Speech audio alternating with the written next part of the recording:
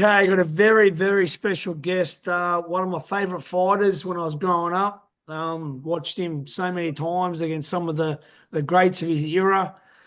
The two-division world champion and one of the best trainers in many, many years. Like I've always had him as definitely one of the best trainers in boxing. The great Buddy McGirt, live from London. Thanks for being a guest on Ringside Seat with Tazzy. Thanks for having me, man. How you doing? Yeah, I'm good, man. It's early here, but I set my alarm and I thought with the opportunity to talk to this great man, I've got to make sure. So, yeah, so you're over there with Coleman Smith? Yes, sir. Yep. Getting ready for, his fight on the 22nd of February against Buwati. And, we started camp on Monday. So, we're just pushing along a little bit at a time.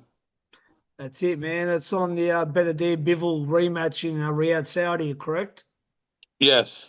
Yeah. No, that's great, mate. And, yeah, look, there's so much to talk about. I mean, you as a trainer, but I want to start off with you as a fighter. So, tell me first where you grew up, mate, and how old was you when you started, your amateur I career? grew up in Brentwood, Long Island, in New York. I started boxing at the age of 12. I tried other sports, but I felt that I wanted something I can do just without a big team, just myself. I tried football and I was too small for basketball. I didn't like baseball because they throw a ball at you very fast, so that wasn't my cup of tea. So, so, football. I was a good football player, but I was small.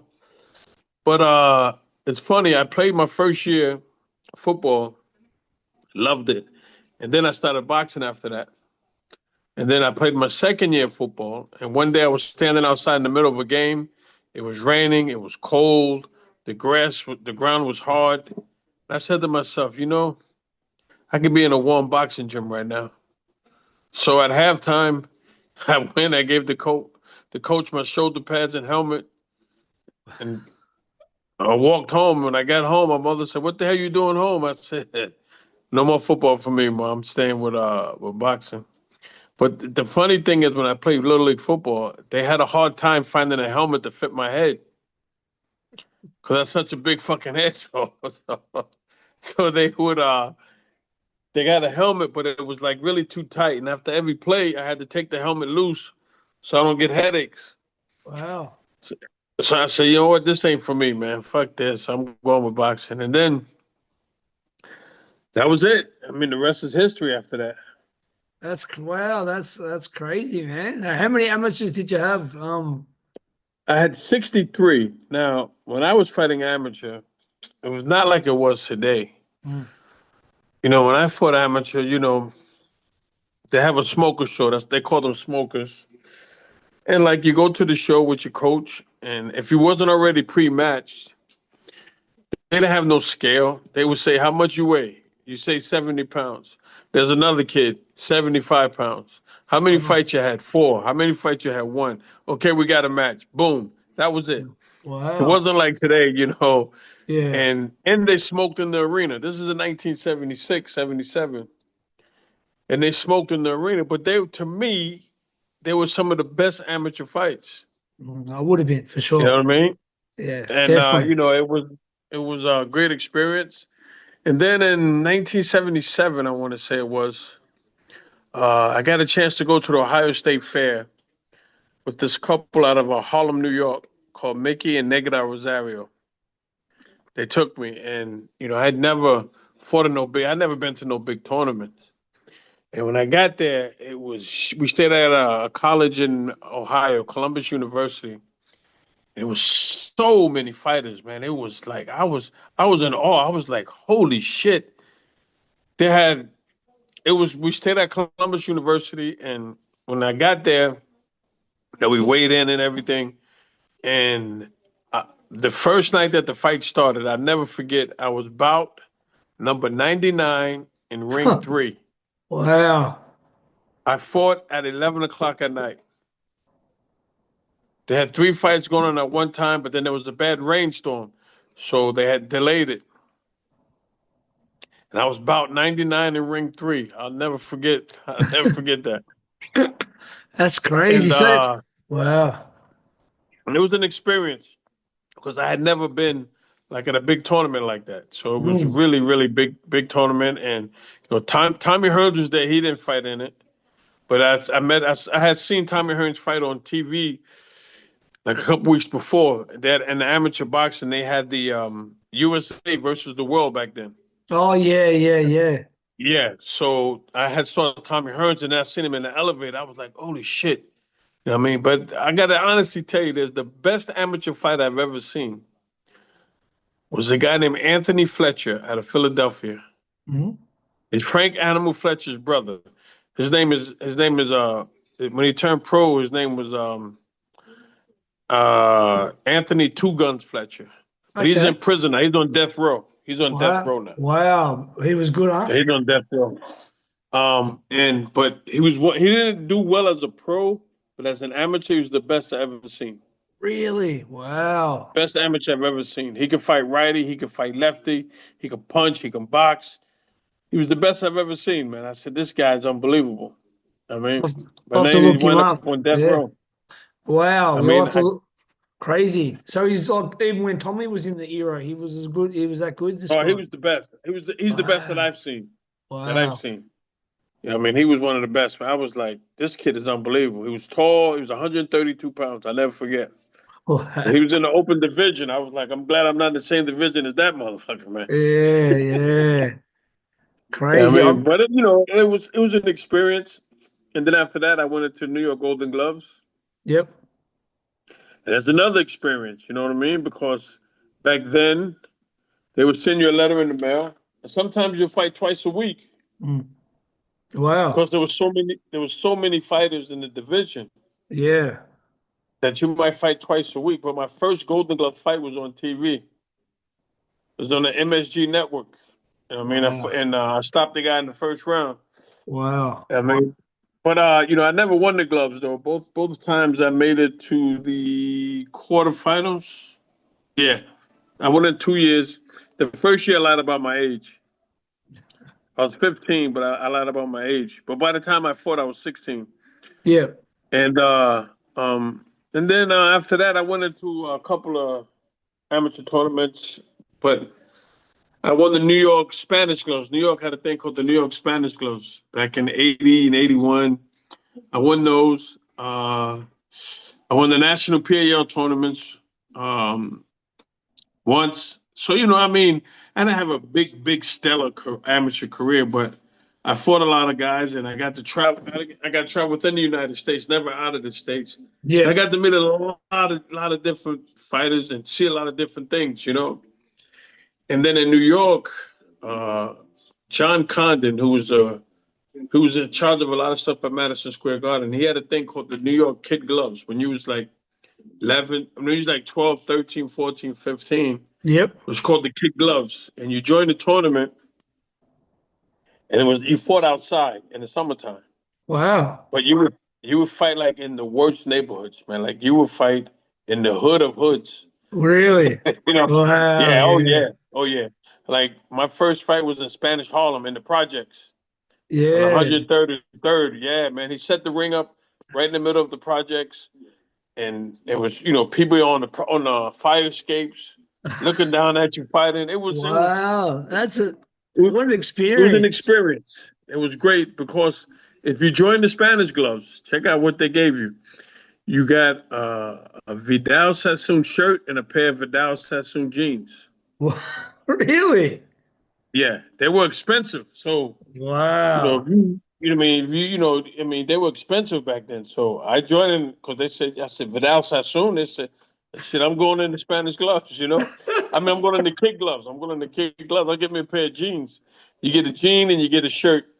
And later on, when I was fighting pro, I found out that Howie Albert, who was the manager of Juan Laporte and Emil Griffith. Wow. Him and Gil Clancy. Howie Albert and Gil Clancy. Yeah, Gil Clancy. Yeah, legend. Yeah. They had a factory in Manhattan that they supplied the Vidal Sassoon shoes, pants and shirts to the tournament. Wow, that's unbelievable. Because I was talking to Howie and he was like, "Your buddy," he goes, "You know that I was the one that donated those clothes."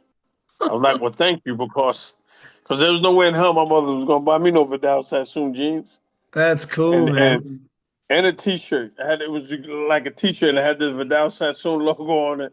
I wore it till the freaking logo went off that motherfucker, man. That's what an experience. So, is it Spanish Harlem? Is that where Hector Macho Camacho. Camacho was from? Yeah, Yeah, yeah, yeah, man. So they had the projects, but see, John Condon would have it anywhere. Like he go in Brooklyn in the worst neighborhoods. yeah, It's funny. You could go to the worst neighborhoods anywhere in the U.S. If there's a boxing ring and there's boxing, people are going to come and enjoy it. yeah. There's no It's trouble. not Yeah, going to that's what I thought. it's, Yeah, yeah, yeah. it's not going to be Respect. no trouble. Yeah, Now, meanwhile, now I come on I get there with some bunch of kids from Long Island who's never been to Spanish Harlem, so they all shitting in their pants. We get we get to the freaking projects. They're like, "Oh my God, we're in the projects." I'm like, "Relax, man, relax." They're like, a lot of them they want to fight. They're like, "We're not fighting."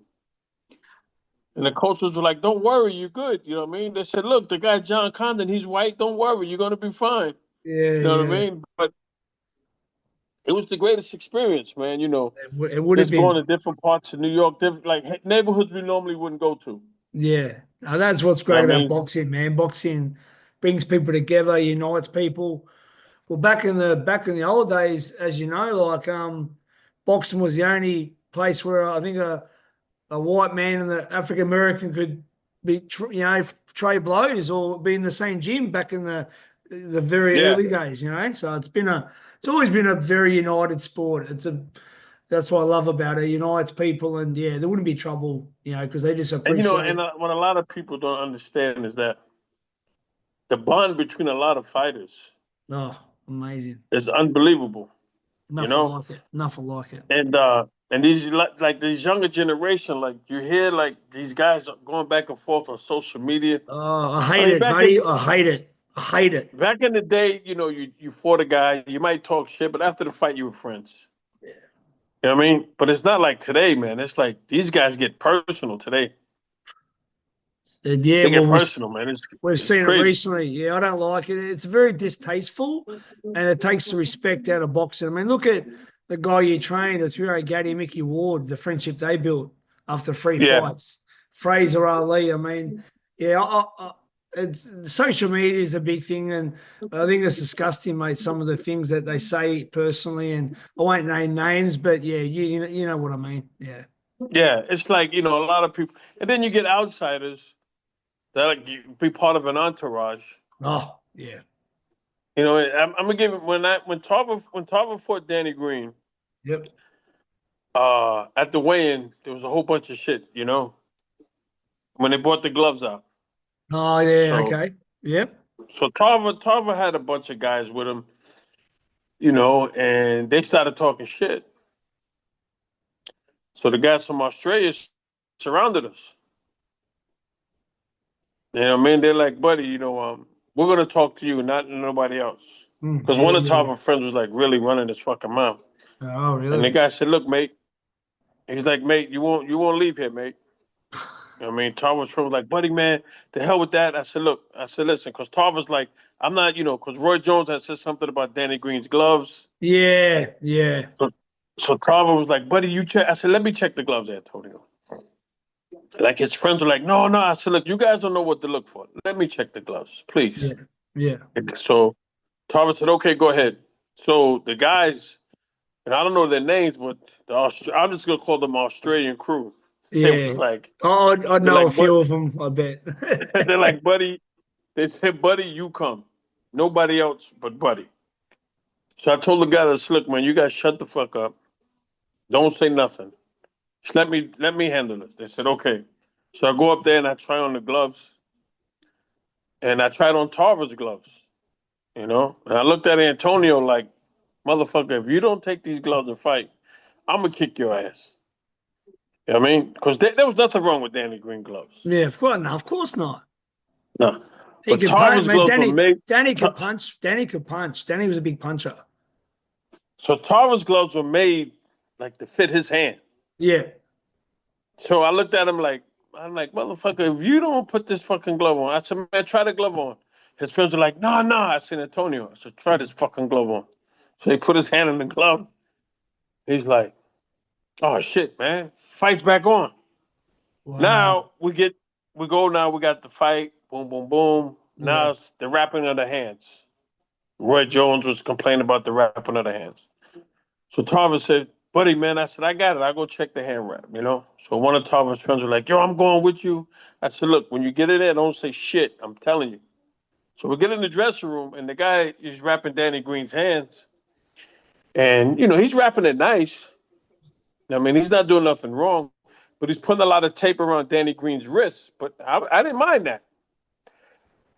So Tarver's friend said, yo, I'm going to say something. I said, look, you're going to get your ass kicked, man. I said, just shut up and just let me do this. So Danny Green's trainer was like, you good, buddy? I said, perfect. So Tarver's friend said, buddy, man, he put a whole roll of tape around his wrist. I said, he's not hitting him with his wrist. He's hitting him with his fucking fist. Yeah. I don't care how much tape he put on his wrist. It's not going to help his fucking punching power. That's right. I said, but don't say anything, man. I said, because these guys are ready to kick your ass. I'm telling you. Excuse me. The guy's like, nah, but it ain't going to do nothing to us. I'm like, I said, you know how far we are from home, man? I said, we're a long way from the States, brother. I said, just shut up. And then, after the fight, everybody was cool. You know what I mean? And everybody was cool, but they're just like, your buddy, man, these guys, I say, man, listen, I apologize. I said, they're rookies. I said, they're rookies, man. But, I told the guy, I said, look, man, we might not leave. One guy, I don't know who he was. He was like, I said, your homeboy. I said, look around us, man. We surrounded, man. I said, we fuck around, be out there in the ocean with some crocodiles, man. I said, we got to be. I said, these are real gangsters, man. They don't give a shit, bro. I'm like, these guys will fuck us up. Man, I said, fuck y'all up. I said, because I ain't getting involved. Fuck that. You know what I mean? Yeah, that's it. The greatest part of that trip, though, I met two guys who were fans. Yep. And they took me all over Australia, man. Beautiful, bro. Beautiful. They got me crocodile pizza. Oh, yeah, I've had that in Darwin. They got me crocodile pizza. They gave me a nice big hat with crocodile teeth. Man, listen, every day these guys picked me up and took me somewhere different. That's beautiful. That's beautiful. So I had a great time in Australia, man. Even when I went for Zanad, Zanad and his people were acting like wild men. Yeah. So I stayed away, and the manager's like, why? I said, look, man, you got to understand something, man. We're in another country. Yeah. You just can't come here disrespecting people, dog. You can't do it. You know what I mean? You can't, especially here. I said, these guys here don't fucking play, man. You know what I mean? And the promoters, I got to honestly say, were great. Yeah, no limit. Yeah. The promoters, let me tell you, I'm going to tell you what happened, man. When I was training Zanad, a friend of mine called me and said, hey, buddy, that guy don't like to pay. I said, what are you talking about? Say he don't like to pay. I'm telling you right now, he don't like to fucking pay. So make sure you get your money before the fight. So I called the manager. I said, hey, man, I heard your fighter don't like to pay. He's like, nah, buddy. I said, listen, man, I'm not with the bullshit, man. Long story short, now, I had never met the promoter. The manager called the promoter with me on a three-way. Promoter says, buddy, when you get to Australia, I'll send you your money. He goes, don't worry. I said, my man. And bam, I fucking got to Australia, got my money. Yeah, great. Because they said the fighter is known for fucking people, man. You know what I mean? Because after that fight, he got the shot at Bevo. That's right. Yeah, right? He did. So he's getting $750,000. Motherfucker told me I'll pay you $5,000. I said, good luck. He said, I'll give you $5,000. I said, $5,000? He's like, man, get the fuck out of here. Are you nuts? You believe that shit? Wow. Yeah. Yeah. Motherfucker said, he goes, this is the biggest fight of my life. I got to take care of my family. I said, let me ask you a question. I said, you're not the only one that has a family, bro. That's right. You know what I mean? I said, so if you want to give me $5,000, I said, I tell you what, I got a guy fighting a 6 rounder next week. I said, this is going to pay me more than that. So why the fuck would I spend 6 weeks with you for $5,000? No, not That's me, man. insane. Yeah. Yeah. Wow. But that's a listen, man. You'd be surprised how these fighters are, man. When they start making that big money, Yeah. they fuck over a lot of trainers. They fuck I over a do. lot of trainers, man. Yeah, I've seen it. Even in Australia, we're not, quite the money guys that's in America, but yeah, it happens, man. It goes to their head. They forget where they come from, and they forget who's Yeah. been there with them in the trenches. That's 100%. And I tell them, I said, listen, if you're making 3-4 million, if you don't want to give me 10%, cool, but make it reasonable. Yeah, yeah. You know what I mean? Make it reasonable. Some of these guys, like, they give you the more they make, they give you less than what they made the fight before. And it's like, yo, like this ain't adding up, man. Yeah, it's I mean, that's what happened with me and Janibek, man. That's what happened with me and Janibek. yeah. So how long ago was this though? Right before he went to fight in Australia. Oh, okay. Yeah, man. Motherfuckers getting almost $1 million talking about I give you 25,000. 25,000. I said, you gave me more than that your last fight. Wow. So I said, listen, I'll tell you what you do. Go ahead and good luck, man, because nah. Yeah. Nah. Yeah, man, these fucking then they try to deny it. I said, look, I got the text you sent me, motherfucker. You guys forget you sent the text. So I saved the text because I knew you guys would deny it. So I got the text. Now they want to talk. I'm like, I don't want to talk now, man, because you showed me where your head really is, man. You've been around for too long, buddy. You've seen it all. I mean, Yeah. you know. I said, you can't bullshit me, man. So, but anywho, so after that, then I turned pro at 18, man. I turned pro when I was in high school. Wow. Yeah. I had 2 pro fights before I graduated. That's crazy. You know what I mean? And, and then I had a kid. So it was a tough road, man. But, I think if I had to do it all over again, I'd do it the same way, man, because I learned so much. Yeah, yeah, of course, of course. You know what I mean, I can't even imagine, man. I mean, I can't even tell you the shit that I've learned, man. When I got with my managers, they took me out once to a fancy restaurant. I had never ordered off of a menu. I didn't know what the fuck an appetizer was. And I was a freaking honor. And in school, I was like in the top honors in school. Like, I was a smart motherfucker in school, but I'd never been to a fancy restaurant. So when I opened the menu, I said, yo, what's up with these appetizers? What is this? My manager said, hey, that's what you get before, you know what I mean? I didn't know how to order off a menu, man. I had never done it. Wow. I never done it, man. So, so they taught me a lot, man. And boxing's been amazing for, so many people to just experience different things in life. And, I mean, it's it's saved so many people too from the streets, and it's just unbelievable what boxing It can saved do me, for. man. It boxing and believe it or not, all the gangs, I don't want to use the word gangsters, but all the old heads in my neighborhood, like the guys that were selling drugs, the guys that Yeah, were pimping, the guys that yeah. were just up to no good, if they would see me hanging out somewhere I didn't belong, they'd say, McGirt, you got about 30 minutes and you got to get out of here. Oh, that's Because cool. in my neighborhood, there was a block. There was a store called the La Placita. It's still there to this day. But in the summertime, everybody hung out there. Like, Yeah. that's where all the action was. But during the day, I'd be hanging out. But then as soon as the sun started going down, they say, McGirt, go home. I'm like, come on. They says, we're going to call your parents. I'm like, come on, man. They said, McGirt, look, man, you're an amateur boxer. You gotta wait out this neighborhood. They says, get the fuck out of here. And I left, man. I would leave, be mad as hell, but you know what I mean? As I got older, I realized they was doing it for my own good. They're looking out for You you. know what I mean? Yeah. Yeah. That's great. It's, That's you know what I great. mean? Sometimes I be in certain neighborhoods because, like in New York in the summer times, they have the DJs hanging in the parks. So you can go to Wow. the parks, there's all the women there. I mean, everybody's there on their kids on their bikes. Motherfuckers like, yo, McGirt, You know what time it is? What you doing over here, man? I Wow. mean, like there were certain neighborhoods, like if you're from Brentwood and you're in Central Islip, after a certain hour, you better get your ass out of there. Really? Yeah, you better get your ass out of there because they had dudes always be like, "Yo, you from Brentwood, man?" And yeah, then you might have a problem. Wow. Sometimes they let you. Oh, and it's vice versa. If a guy's from CI or Wine Dance, we're in Brentwood, after a certain hour at night, and it's DJing and partying and motherfuckers drinking, they be like, "Yo, you ain't from here, dog." Like if you didn't have no real street juice, you caught a beat down, man. Wow. Just No, on GP. Just on GP, you got your ass whooped, man. no fooling So around, huh? Wow, that's yeah. crazy. So the old heads would look at me and say, McGirt, sun's going down. You got to go. And I'd leave, man.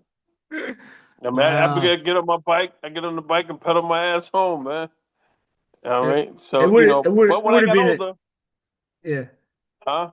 would have been a great experience. I mean, that's like some of the movies I've watched. Like it's just New York in that time. That would have been Yeah. insane. And when I got older and became champ, they always hung out. We had a thing in our neighborhood called the Tree. It was a big ass tree where everybody used to hang out. Yeah. I went back, bought them all some wine, some liquor. I just sat there and just thanked them all, man. And Wow. yeah, man, it was. Sometimes they see me with girls, they're like, "Yo, that girl's trouble, McGirt. Keep it moving." I'd be like, "Man, you serious right now?" And they're like, "Yo, she's trouble. Keep it moving." I was like, Wow. "God damn!" Even the guys that was shooting dope, they see me, McGirt. Fuck you doing over here, man? Get your ass out of here. And I'd be like, "Oh, fuck, man," and I leave. Cause I know if my mother found out, I was gonna get my ass whooped. Wow. I That's mean, and then once I started, once I turned pro, I used to travel 2.5 hours just to get to the fucking gym. wow. And then I trained and traveled 2.5 hours back. Back, yeah, that's dedication. And Wow. I did that my senior year of high school. My teacher would let me out of class early. So I would leave, I would catch the train at 12:30. And I would get home 8:30, 9 o'clock every night. And then get up at 5 o'clock, run, go to school at 7, and then 12 o'clock be on the train. And then after I graduated high school, that's what I did 6 days a week. I mean, and if the weather was bad, it may take me 3, 4 hours to get to the gym. Yeah, wow. I mean, and I did that for 6 years, man. Six That's years I did that shit, man. that's what you got to So do, though. when these guys today complain, "Oh man, I got to drive an hour," I'm like, "Hour?" I'm like, "Nigga, you have no idea. An hour? Man, that ain't shit." I Yeah. mean, I got stuck on a train once for 2.5, 3 hours, man, in a snowstorm, Wow. and I was 10 minutes from home. Wow. Gee. Yeah, man. So when these guys say, "Oh man, I said, "Man, you guys are fucking soft, man."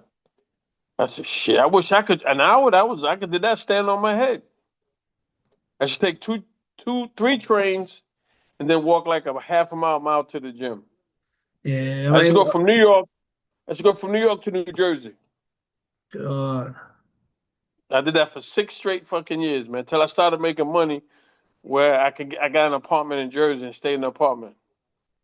Until then, brother, it was that fucking trek, man.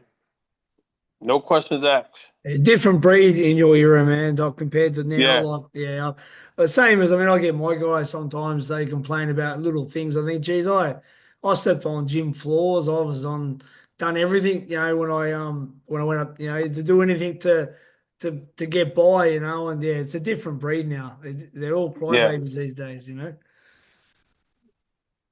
It's crazy, man. But hey, it is what it is.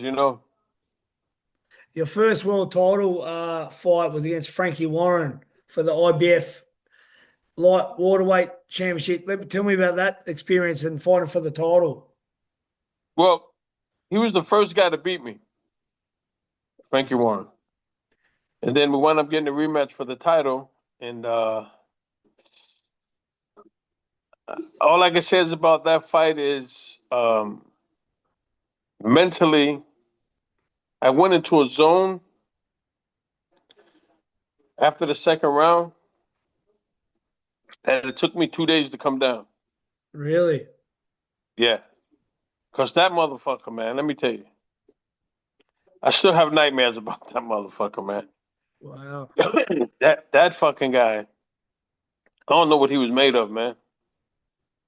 But he was in my chest. The fight was scheduled for 15. But he was in my chest for those whole 12 rounds. I knocked him down. I closed both his eyes.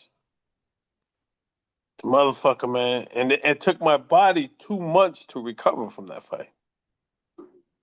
Like, I was really fucked up, man. I mean, I was like, yo. I mean, I had went to training camp. Now, we fought in February. I went to training camp in April because I was supposed to defend my title in May. Yeah. But my body just wasn't clicking. It wasn't clicking, man. Nothing was going. And I got developed tendonitis. Thank God, man, because everybody like, yo, what the hell's wrong with you? I'm like, yo, dog, you don't understand the beating I took, man. And I won the fight. You won the But like fight, yeah. my body was like, your buddy, man, you're nuts. I mean, so, the fight got pushed back, which was good because I was fucked up, man. I mean, it took me, a couple of days to come down. You know what I mean? But my body was shot. Well, it was worth it. You got revenge on him and you become the Yeah. IBF champ. So that's So, I mean, it's a lot of fun, man, and then, when I won my second title, November 29th, the fight was scheduled for September. But before that, though, I had got injured in a fight like a year before that. I got injured. Was I that your ruptured your roto cuff or? No. In Oh, 1990, I ruptured my bicep tendon okay. in a fight with a kid named Jose Bermudez on CBS. I beat him, and then when I got my surgery, doctor told me my career was over. God. And then I was like, "What?" He goes, if for you to come back from this, you're gonna have to miss a whole year. So I was like, all right, doc. But in my mind, I'm like, this motherfucker's crazy. I got bills. I'm like, nah.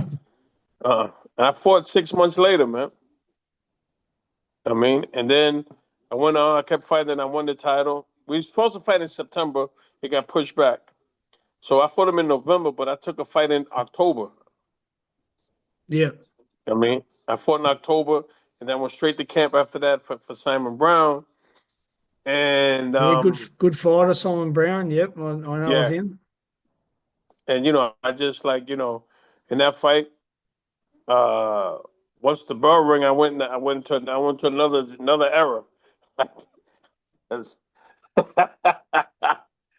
I mean, mentally, I just like that switch came on Yeah, because it's like it's gonna be a long night. definitely. Yeah, so I yeah, mean, so that you won. Yeah, so you obviously was IBF junior waterweight champion, and you was WBC waterweight champion. yeah, And so yeah, Simon Brown was man, he was a very good fighter. I know he beat Terry Norris, and then Terry Norris beat him, a bit later. Yeah, yeah. yeah, definitely.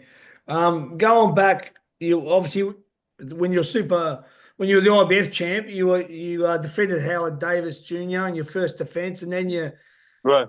you fought a very very great fighter who I mean I was obviously a fan of his as well. 84 Olympic gold medal, Meldrick Taylor, like one of the fastest hands in boxing. Tell me about that fight and fighting Well, Meldrick.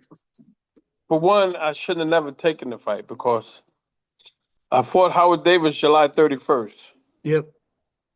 and then I fought Meldrick September 3rd. Okay. So That's a it quick was a that's a quick turnaround. it was a stupid move on my part. Hmm. I mean, I'm not gonna blame my managers. I'm gonna take the blame on that one. A stupid move on my part. Yep. I mean, I should have waited, but the money was good, and I was just like, yo, you know what I'm saying? So, and then I caught an ear infection, and the rest was history. I came out and tried to get him out early because I said I know I can't do the whole 12 rounds. I Yeah. knew.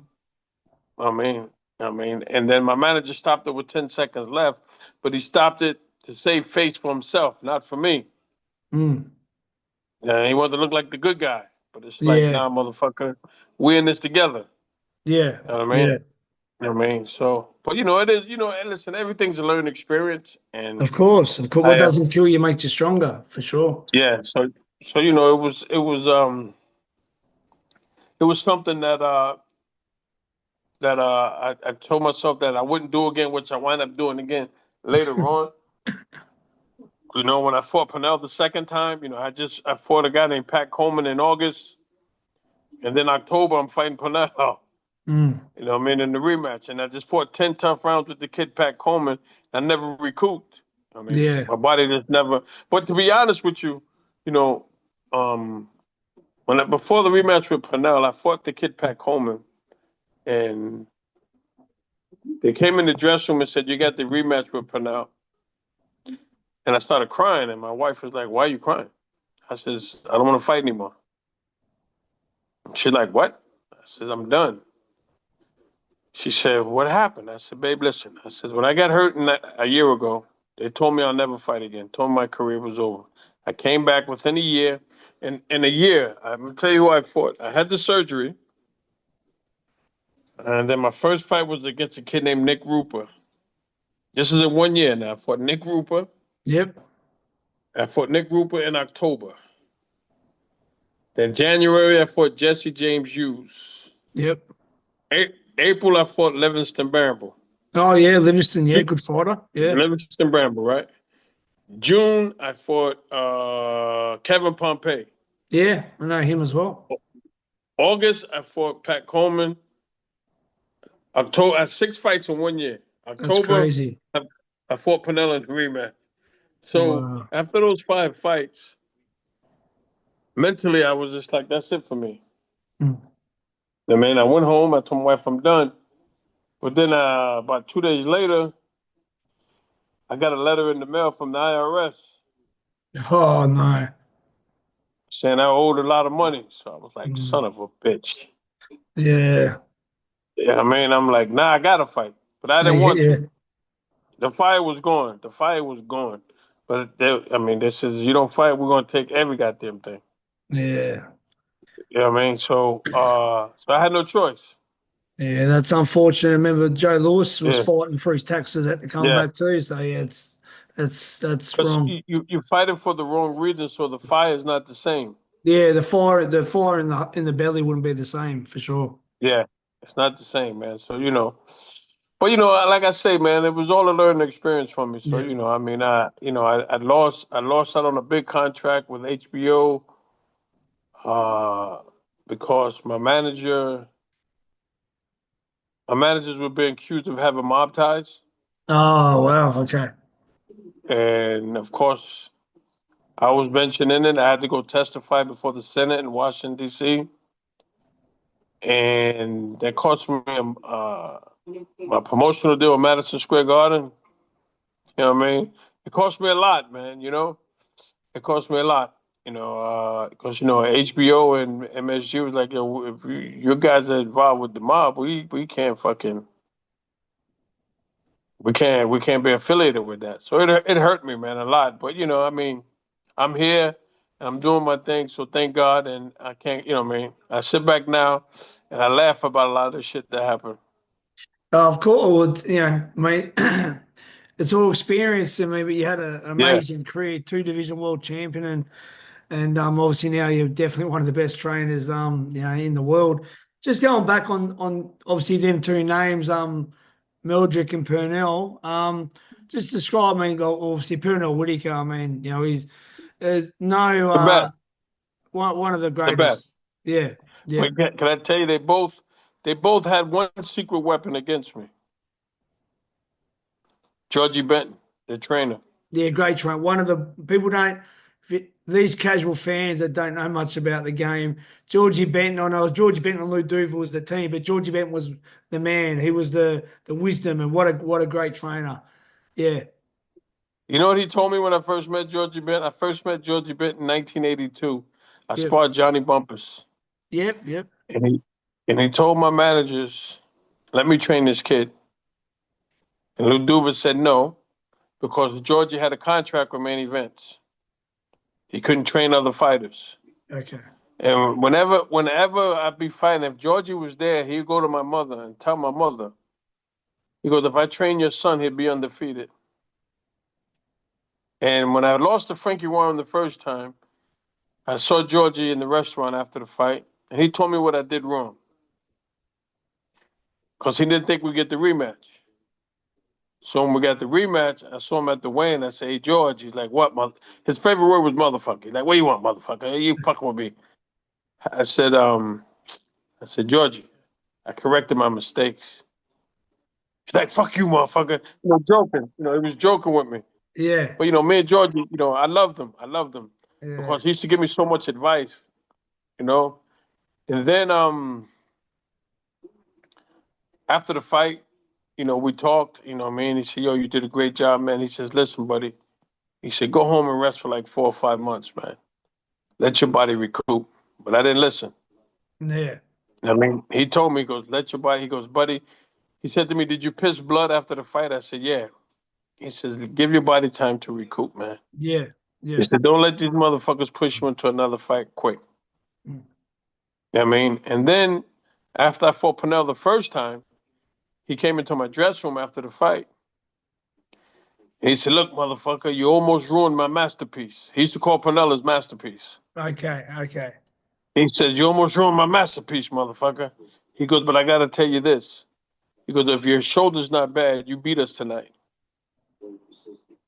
He goes, if you had your left foot, we had no answer for it, buddy.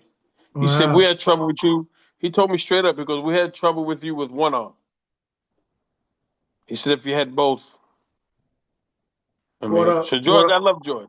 What a compliment. Yeah. So he's one of the, definitely one of the greatest trainers of all time, I think. Yeah. You ever see him fight? I didn't know, but I knew he did fight. But yeah. Go on YouTube and watch him. Yep. He had a shell defense. That Philly shell, they say he's the inventor of it. This motherfucker was just fucking. He's fighting Hurricane Carter and he goes to the ropes. Oh, did he fight Hurricane Carter? Okay, God. He took the fight on a week's notice with Hurricane Carter. He dropped Hurricane Carter. He lost a decision. A lot of people felt he won it. But he goes to the rope. Carter throws 20 punches and misses 22. Insane. Okay, so he goes to the rope defensive with his left genius. hand down, but he's tucked in the shell and he's catching, and fucking he couldn't hit him, man. Couldn't fucking hit him for shit. Yeah. But what stopped him, what hurt Georgie as a fighter, he got shot. Oh, okay. When he got shot, he was never the same anymore. Yep. Yeah. And he got shot by a guy who had beat up his sister, and his brothers beat the guy up. Then the guy saw Georgie walking down the street and shot him. Gee. Yeah. Always respecting him. Yes, but I've always was blessed in the sense of I got a chance to spend time with a lot of great trainers, man. I sit down and talk with Ray Arcel. Yep, yeah. Eddie Futch. Eddie Futch. Eddie Futch, one of the greatest of all time, definitely. I just sit and pick their brains for like hours. My manager, trainer, used to get mad. He'd be like, "Yo, kid, come on." I'd be like, "I'll see you guys later." I'll sit and talk with those guys for hours. Yeah. These fucking guys they had that knowledge, man. They were so fucking smart, man. And my manager, he used to have like in his tailor shop, there'd be Jake LaMotta, Willie Pep, Jersey Joe Walcott. Oh my God. All these guys, I used to sit and have lunch and dinner with these guys. Really? Jeez, they talk about man. Some of the pound for pound greatest of all time. Wow. Like Joe Walcott used to come watch me spar twice a week. He used to make his son drive him from Camden to Jersey City. And then after I spar, we go to lunch. Yeah, that's cool. I used to pick these guys' brains, man. I'd be like, just pick their brain over, asking questions over and over and over. I'm going to tell you another good trainer who doesn't get the fucking recognition is Mr. Adrian Davis out of Washington, D.C. Okay. Now, Adrian Davis trained Rockman when Rockman knocked out Lennox. Yeah. Adrian Davis, let me tell you, that man, that motherfucker, his career ended because he had a bad eye. Mr. Davis was no freak. He doesn't get the recognition. All those good fighters that came out of fucking DC is because of Adrian Davis. There you go. They left him eventually. But they fucking that motherfucker was a genius, man. He was a diva. He was a genius. I gotta say, man, I gotta rank him up there with them. He just doesn't get the recognition. Yeah, of course. Yeah. No, You know look, so many great trainers over the years, and as I said, like it's good to hear about that guy. And but yeah, like the Futches and the Georgie Bentons, and yeah, I mean, like you're talking about the fellow you just mentioned, talking about some of the the real deal of legends of the fight game. I'm gonna tell you another guy who had a lot of boxing knowledge. It's the guy out of Texas who just trained Obed Sullivan. I want to say his name was Chuck McGregor, but I know his first name was Chuck. Yep. And everybody should be like, oh, that fucking guy thinks he knows it all. And one day I sat down and talked with him. I said, this motherfucker knows his shit, man. You know, man, I said, this fucking guy knows his shit. I had to give it to him. I said, yo, this motherfucker's brilliant, man. Like he used to show me, he was telling me about a lot of old fighters from the 50s. And he got up and was imitating them. And everybody like, man, but don't listen to the old white guy. He don't know what the fuck he's talking about. So he was telling me about Johnny Bratton. And he was imitating Johnny Bratton. And everybody like, man, that fucking guy knows what he's talking about. So I went and looked up Johnny Bratton, looked at tape. I'm like, yo, this fucking guy imitated him to the T. He imitated him to the T, man. But Chuck knew his shit. He knew his shit. I guess he just didn't get the right fighter. Yeah, of course. You know what I mean? But he knew his shit, man. He was very intelligent, man. He knew his shit. I give credit where credit's due, man. Yeah, of course. And that fucking guy knew his shit, man. I got to give it to him.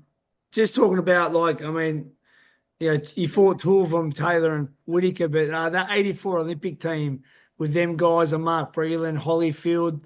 How great was that team? That was unbelievable, wasn't it? You know what I do? Whenever I get around those guys, I argue with them. I tell them the '76 team was better. Oh, yeah. Leonard and Spinks and Howard Davis. I like it. Listen, man. When I get with all the old Olympians, from the '90, was it the '96 team? Yeah, well, that's Floyd and Fernando and Tarver and David Reed. Yeah. I said, you guys wouldn't have fucked with the '76 team. They'd have kicked your motherfucking ass. That's cool, man. But the '84 team. And then the '84 team, Evander's like, Buddy Massive. I said, Evander, you wouldn't have beat Leon Spinks. Not then. I don't give a fuck. Leon Spinks in the amateurs was a fucking beast. He was a bad dude, yeah. Leon was a beast. So like a lot of them like, yo, buddy, man, one day was at a reunion in California. John Scully always does a reunion. He did. Listen. I love the Iceman. I got to know him at the first Benadir Bivol fight in Saudi. I was with him every day having coffees. We just missed you. Mate, I love that guy. He's a good man. Yeah. The Iceman. So he gets a lot of old guys together. He does. A couple of years ago, we was in LA, and a bunch of the old Olympians were there. The guys that won the trials. So he told them, he goes, Buddy McGirt thinks that the '76 team was there. Henry Tillman was there. Every fucking body, man. All the guys. So I walk in the room, and then one of the guys closed the door behind me, and they lock it. So I said, what are you guys doing? They said, yeah, motherfucker, the '76 team, huh? I said, oh, you guys got me. That's awesome. Yeah. Yeah, man. I'm telling them all. I said, there's a man Evander. I said, Evander wanted to beat Leon Spinks, man. Nah. Yeah. And who was in Ray Leonard's weight? Ray was 139. So that would have been Meldrick. Okay. Was it Meldrick? Yeah, because Pernell was 32 at the Pernell was, and Meldrick wouldn't. He wouldn't. He wouldn't beat Ray Leonard. Yeah. I don't think Howard Davis. He got the fucking trophy. He got the goal. Yeah, I know. Yeah. Well, he beat Aaron. He got the trophy. He went to Aaron Pryor. He beat Aaron Pryor to go. Yeah. I think he would have beat Pernell. He would have beat Pernell in amateurs. Howard Davis is one of the best amateurs. Would have beat Pernell. Wow, really? Yeah. As an amateur. As an amateur. Yeah, he didn't do much. As an amateur, he beat him. You know what I Okay, mean? As a that's pro, I don't cool. know. That's Because, cool. I And how mean, I good think was Howard Davis yeah. was fast. That motherfucker was his listen, I sparred Howard Davis when I was 17 years old. Yeah. They was paying like 200 a week. Oh God. And I was like, shit, I only paid $100 on my card. This fucking guy's giving me 200 a week. And this motherfucker was so fast, man. I was like, I wound up fighting him in 88, but this was in 81. This motherfucker was so fast. I was like, I thought somebody else was hitting me, man. Oh wow. It was Okay. unfucking believable, man. Jeez. Now, let me see, 84 Olympic heavyweight would have beat John Tate. Tyrell Biggs would have beat John Tate. Yeah, But at okay. light heavy, nobody. I said Evander, he Leon wouldn't have beat Spinks. Leon, man. How's Evander Leon, take how did Evander take that? he started laughing. They all were laughing, man. You know what I mean? Like, they was grabbing me, punching me and shit. But I was like, yo, I said, I'm telling you, man, 76 was a motherfucking team, man. I mean, 84 was good, don't get me wrong. Yeah, But of course it 76 was was. full of killers, man. I Yeah, mean, yeah. like a lot of them, didn't really do much as pros. That's right. You know what I mean? Like Charles Mooney, Leo Randolph won the title, but then once he lost it, Yeah. you know what I mean? Ray Leonard and Michael were the standouts. I mean, obviously Leon got the win over Ali, but I think Michael was, and Ray Leonard, they were the two standouts. Ray was the motherfucker, man. Ray. Well, But one of Ray my told me, when I did the show to Contender, I said, Ray, how was it fighting Duran? He says, buddy, I can't even explain it, man. He said, that motherfucker's so smart and clever inside that ring. It's he is, unbelievable. yeah, freak, yeah. That's So I said, what another, about Tommy Hearns? He says, Tommy's jab is like a guy's right hand. yeah, But I got to tell you what I did one year, man, at the Hall of Fame. And we was all hanging out drinking, all of us drinking, having fun. So we're standing, we're getting ready to get on the bus. So I'm looking at Ray Leonard, he's like this. I'm looking at Tommy Hearns, his fucking arms come down past his knees. mm. And then God bless Marvin Hagler. I look at Yeah. Marvin, God bless and he's him. cock diesel. So I was drinking that cognac and shit. I said, Ray Leonard, I got one question for you. He said, what, buddy? I said, how did you do it? He said, do what? I said, how'd you beat these motherfuckers? Mm. Let me tell you. Marvin Hagler laughed it off. But Tommy Hearns, he's like, fuck that, buddy. Me and Ray can do it right now. I'm like, Yeah. Tommy, man, it's a joke. Yeah, Tommy, I've seen like on interviews. Yeah, Tommy doesn't play. Yeah, yeah. Everybody's like, Tommy, buddy's fucking with you, man. He goes, buddy, Yeah. don't play with me. I said, come on. I said, Tommy, it's been over 20 years, dog. Let it go, dog. I know. I said, Pernell, whoop my ass. I didn't fuck. You don't see me complaining. You know what I'm Yeah. saying? I mean, but Ray Leonard was like, buddy, man, you're a fucking troublemaker. I'm like, Ray, come on, man. Everyone was like, come on, Tom. Buddy's only fucking around. But it's a good question. Like, how did he? I mean, like, Durant with the rematch against Duran, he outsmarted him. But like Hearns, I mean, that first fight, it was unbelievable. It had a couple of different scenarios. I mean, to start, Tommy got the lead. Ray came back, then Tommy started boxing, and then Ray got him out of there. And then Right. Hagler, 3 years or longer out of the ring up at middleweight, the only person undefeated fight near 10 years, and it went into dethroned Hagler. And I believe Ray, I know there's a lot of arguments on that fight. I gave it to Ray. I've watched it a lot of times, that fight. I think if it's a 15-round fight, yeah, 15-round fight, yeah, Hagler wins. But it wasn't. That's the thing. It wasn't. And Hagler gave away the first few rounds. He did. And he come out orthodox. That was stupid. Come out. That was stupid. Come out orthodox when they said Ray had trouble with southpaws. Ray got in his head. Marvin was trying to prove he could outbox him, but he couldn't. Yeah, Ray was a master. No, that's not happening. Ray. Listen, I tell a lot of people, you guys don't understand. I said Ray Leonard was a mean motherfucker in there, man. Oh, he'd get you out of there. He had. And like people talk about like him with Floyd. I'm like, man, he'd have fucking whooped Floyd's ass, man. I say it to everyone, he whips Floyd, and Hearns is bad for Floyd. Very bad stylistically. You know who else is bad for Floyd? Aaron Pryor. Oh, for sure. All them guys beat him. Yeah. I have a question I ask people. I said, look, I'm not knocking Floyd. No. He did his thing. Yeah. I said, but name one great fighter that he beat that was in their prime. Yeah. Probably only. Name one. Probably only Corrales. Probably. That's about it. Okay, I said great fighter. Great. Yeah. Okay. Not a good fighter. Okay, that's a good point. Name one great fighter that he beat that was in their prime. Just one. Yeah. Can't. No. Cotto was over the hill. Yeah. Canelo was too young. Pacquiao was over the hill. Yeah. Oscar was over the hill. And he struggled with Oscar. He did struggle with Oscar. Oscar fought well that night. Yeah. So, you know what I mean? So he's the best ever. Motherfucker. Just name one great fighter he beat in their prime. And then I said, okay, you got it. Buddy, I break it down a list of people. Like I said, I don't knock him if what he done was great. I say, okay, let's talk at lightweight. So he was a good lightweight. Duran kills him. All right, at lightweight. And I think Chavez does as well. Because he troubled with Castillo, who was pretty much a B grade fighter. Okay. Then we go super lightweight. Aaron Pryor beats him. Yeah. I think Pernell beats him. Yeah, Pernell beats him for sure. Okay. Then we go better corner. Yeah. Better corner, everything. Then we go 147. Ray beats him. Tommy beats him.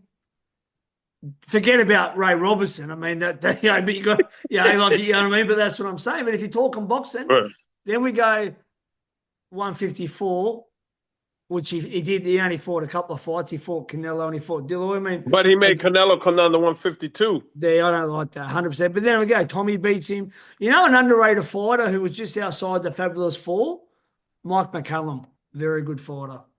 Yeah, the body snatcher. Very good. The body snatcher. I met him when he was an amateur. Yeah. Right before he turned pro. Yeah. We shared the same locker room in New York doing the Golden Gloves. Okay, he beat Donald Curry, Jordan Jackson. Yeah, he could fight. Yes. Then let me see who else. Yeah, Mike McConnell. I'm gonna tell you who else would have gave him fucking pounds. Fucking a young Wilfredo Benitez. Oh, talk about hard to hit. Someone said it the other day. Masterful fighter. Yeah.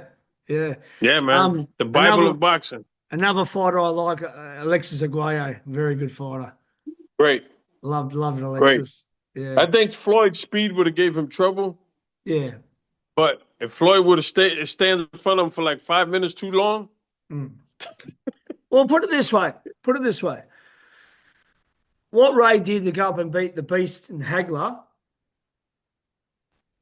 could Floyd have went up and done that with Triple G? No. No, hold it. But here's the thing, though, now. Here's the difference.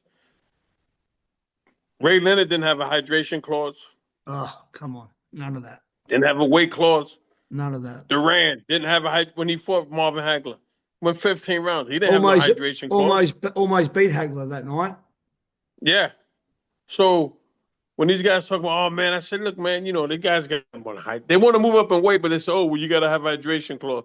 Motherfucker, if you're going to go up and fight the big guy, that's the whole purpose of it. The division that's what's making it intriguing. You know what the division is, and that's the division. If it's 154, it's 154. Whatever you come in afterwards, that's what it is. You've made weight and you go and eat and drink, and that's it. Like, I hate this. Like, Tank Davis is known for it now. I don't like this crap, buddy. I like what it was back in the day. You know what it is? They got the power because they're the ones you're going to make money with. The A-side guys, I know. Yeah. I mean, so like when I had Kovalev when he fought Canelo. Oh, yeah, that's right. Kovalev. Yeah. He couldn't put on more than 10 pounds overnight. Yeah, Canelo's known for it, We had to weigh in the next morning. The next morning we had to weigh in. Yeah, I don't like that. Yeah. Well, the IBF do it too. You ready? We used the scale in Canelo's room. Oh, okay. Oh, nice. Okay. Yeah. Yeah, he's known for it too. I don't like that. Give me your opinion. Give me your opinions. I got to know Terence Crawford very, very well in Hamburg at the WC convention. I'm bringing him to Australia, actually. Great guy. We were really connected. I think he pulls it off against Canelo. What's yours for? Me too. What's your thoughts? I think so too. I think he does, listen, I've been telling people for years. Bud's a this guy's man. the best thing.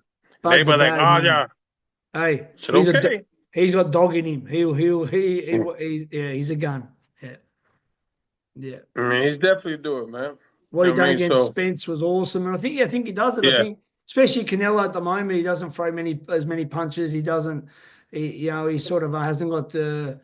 He does just enough to win. Yeah, and again, like Charlie went the distance with him. I mean, Crawford's miles above Charlie. I think he does it, and yeah, I think he does it. So But going back to a few of them old fighters, buddy, like Mark Breland as an amateur, like how good was he as an amateur? He won. I think he only lost one fight, and he won like the yeah, most New York he had, Golden Gloves of all he time. said that he had that right hand, man. That right, he Mm. had that motherfucking one hitter quitter. Yeah, yeah, I mean, that was it. You take the right hand from him, what do you got? yeah, yeah. He's You know built what I like mean? Tommy too. I've seen him in Tommy Yeah, spar. There's a bit of footage, which is pretty cool. yeah. But Mark's my man, though. I love him, man. He's a good guy.